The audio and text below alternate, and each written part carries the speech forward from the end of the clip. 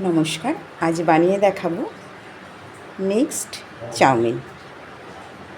আমি চাউমিন বানানোর জন্য নিয়ে নিয়েছি চিকেন কিমা, নিয়েছি কিছুটা চিংড়ি মাছ, নিয়েছি ক্যাপসিকাম, গাজর, ডিম, সাথে পেঁয়াজ। ব্যাস, এবার আমি দেখাচ্ছি ম্যারিনেট করে। আমি ম্যারিনেটের জন্য এক চামচ করে সয়া সস দিয়ে দিলাম। এবারে দেব আদা বাটা, চিংড়ি মাছ আর চিকেন কিমা দুটোই আমি ম্যারিনেট করে নিচ্ছি একসাথে। দেব রসুন বাটা,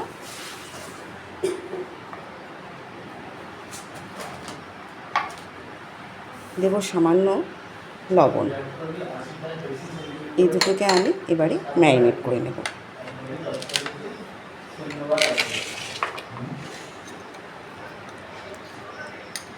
ম্যারিনেট করে আমি প্রায় 30 মিনিটের মতো রেখে দেব। চিকেন কিমাটাকে ম্যারিনেট করে নিলাম। এবার আমি চিংড়ি মাছটাকে একসাথে মাখিয়ে প্রায় 30 মিনিট রেখে দেব।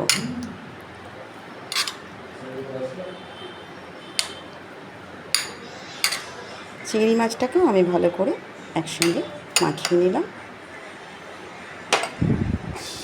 আমি 30 মিনিট পর ফিরে আসছি।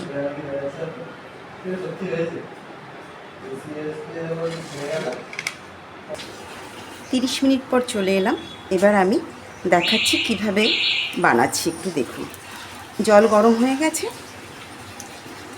চাউমিনগুলো জলের মধ্যে দিয়ে দিচ্ছি। এখানে আমি ছোট 4টে চাউমিনের প্যাকেট নিয়েছি।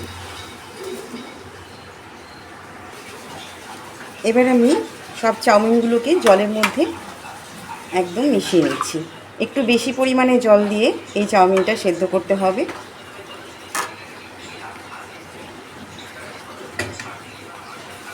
আমি সেদ্ধ করার সময় সামান্য নুন দিয়ে দিচ্ছি।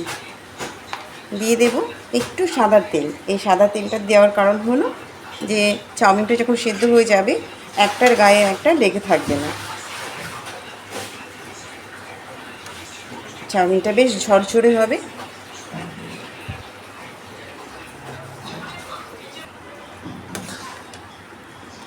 একদম সেদ্ধ হয়ে গেছে চাউমিন। এবার আমি এটাকে জল থেকে ছেঁকে নিচ্ছি। একবার দেখাই, এই যে দেখুন সেদ্ধ হয়ে গেছে। জল থেকে ছেঁকে নিই। এবার আমি একটা পাতলা কড়াই বসিয়ে দিয়েছি। যেহেতু চাইনিজ খাবার সবসময় একটু পাতলাতে করলে টেস্টটা ভালো হয়। বাকি রান্নাটা করার জন্যে আমি প্রথমে 2 চামচ সাদা তেল দিয়ে দিলাম। তেলটা গরম হওয়া অবধি অপেক্ষা। তেল গরম হয়ে গেছে। এবারে আমি ম্যারিনেট করে রাখা আদা, কাঁচা লঙ্কা, রসুন বাটা দিয়ে যে চিকেন কিমাটা ওটা দিয়ে দিচ্ছি।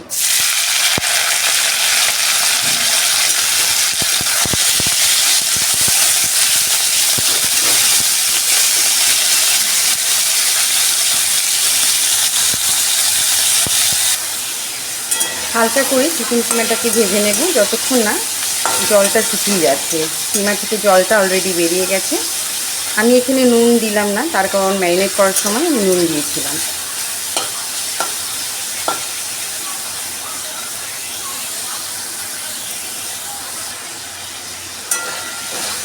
মাঝারি আছে আমি কিমাটাকে ভেজে নিচ্ছি, তার কারণ নাহলে সেদ্ধ হবে না, তাড়াতাড়ি ভাজা হয়ে যাবে।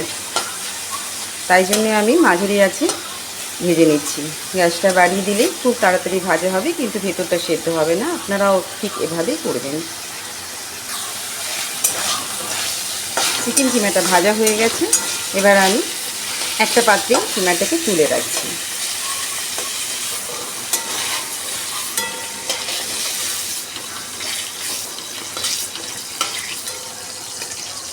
আমি আরও একটু তেল অ্যাড করে দিলাম।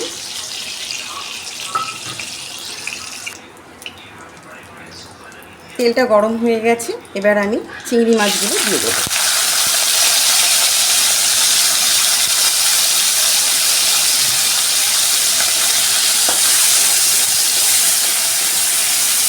চিংড়ি মাছগুলো হালকা করে ভেজে নেব।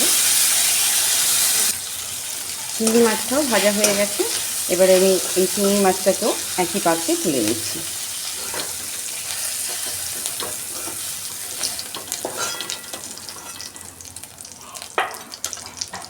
ওই একই কড়াইতে এবারে আমি ওই তেলের মধ্যে ডিমটাকে ভেঙে দিয়ে দিচ্ছি।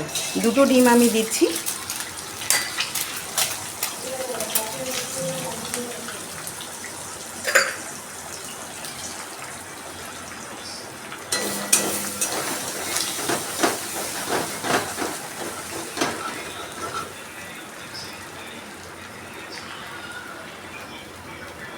ডিমের ঝরাটা আমার হয়ে গেল। সামান্য একটু নুন দিয়ে আরও একবার নেড়ে ছেড়ে আমি এটাকে নাবিয়ে দিচ্ছি।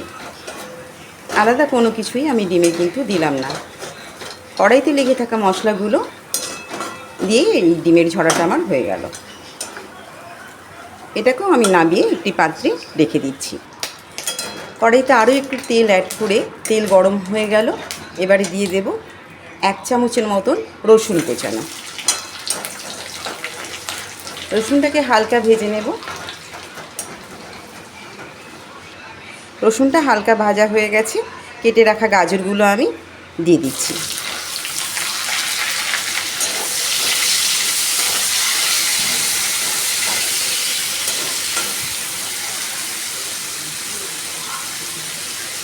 আমি স্বাদ মতন একটু লবণ গাজরে দিয়ে দিলাম, তাড়াতাড়ি সেদ্ধ হয়ে যাবে।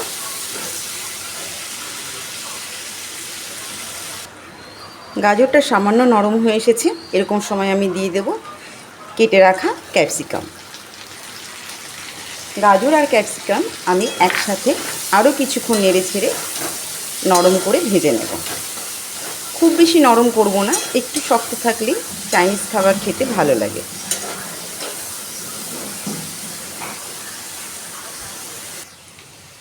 গাজর আর ক্যাপসিকাম খানিকটা ভাজা হয়ে এসেছে। এরকম সময় দিয়ে দিলাম পেঁয়াজ কাটা। এই পেঁয়াজ কুচুরগুলোকে দিয়ে আমি আরও একটুখানি নরম করে নেব।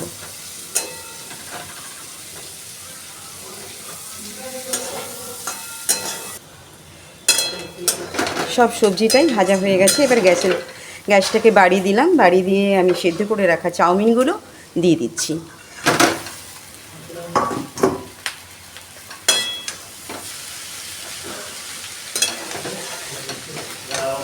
গ্যাসটাকে বাড়িয়ে দিয়ে আমি চাউমিনটাকে ভালো করে ভেজে নিচ্ছি। খুব ভালো করে ভেজে নিতে হবে।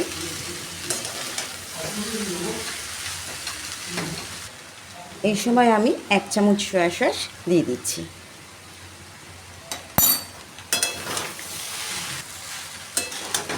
সয়া সসটা দিয়ে কিন্তু অনর্গল নেড়ে যেতে হবে, যাতে চাউমিনের সঙ্গে সয়া সসটা মিশে যায়। এবার আমি ভেজে রাখা চিকেন কিমা, চিংড়ি মাছ আর ডিমের ঝুড়োটা দিয়ে দিচ্ছি। একসাথেই ভেজে রেখেছি, আমি সব দিয়ে দিলাম একসাথে, দিয়ে মিশিয়ে নিচ্ছি। এখনও কিন্তু গ্যাসের ফ্লেমটা বাড়িয়েই রাখবো। এবার কিন্তু আর কিছুক্ষণের জন্য গ্যাসের ফ্লেমটা কমাবো না।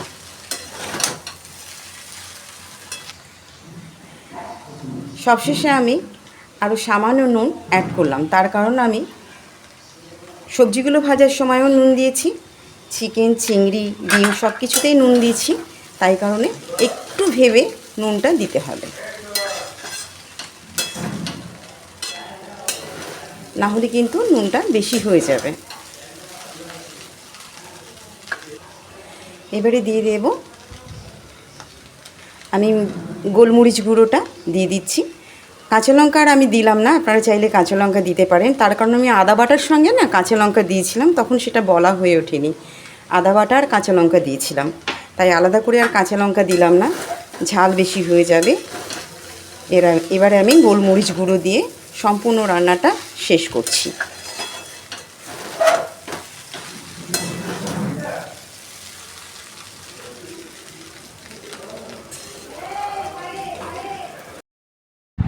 তাহলে বন্ধুরা এইভাবে বানিয়ে নেবেন মিক্সড চাউমিন।